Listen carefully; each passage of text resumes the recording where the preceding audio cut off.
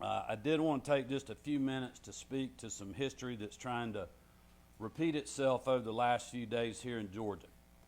Many of you will recall that in the final weeks of 2020, I clearly and repeatedly said that I would not be calling a special session of the General Assembly to overturn the 2020 election results because such an action would have been unconstitutional. It was that simple. Fast forward today, nearly 3 years later, memories are fading fast. There have been calls by one individual in the General Assembly and echoed outside of these walls by the former president for a special session that would ignore current Georgia law and directly interfere with the proceedings of a separate but equal branch of government.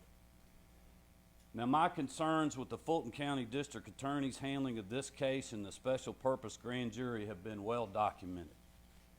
We are now seeing what happens when prosecutors move forward with highly charged indictments and trials in the middle of an election.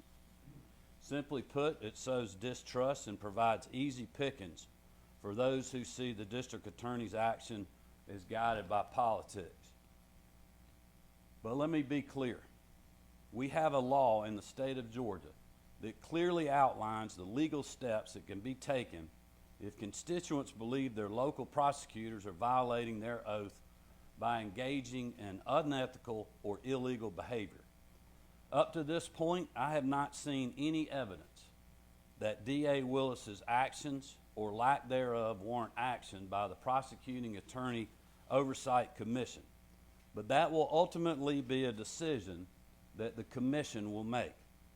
Regardless, in my mind, a special session of the General Assembly to end run around this law is not feasible and may ultimately prove to be unconstitutional.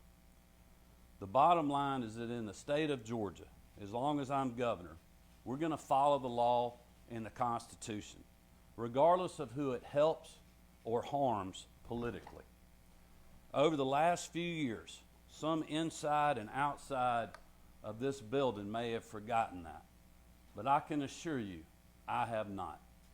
The oath I took with my hand on the Bible that's right behind me in January of 23 is the same Bible that I took in my inauguration in 2019.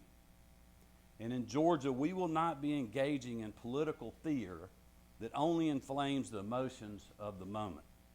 We will do what is right. We will uphold our oaths as public servants. And it's my belief that our state will be better off for it. And with that, Director Stallings and I are glad to answer any questions. Greg? Governor, I've talked to at least 5 Republican state senators who have directly gotten threats because of what you just mentioned, the inflamed rhetoric. Are you worried about that? What is your message directly to Clinton and others who are inflating these tensions? Well, look, I know full well about threats. You know, my family and I have been dealing with that over the last 3 years. So I understand how a lot of the legislators are feeling right now. It is wrong. It is unnecessary.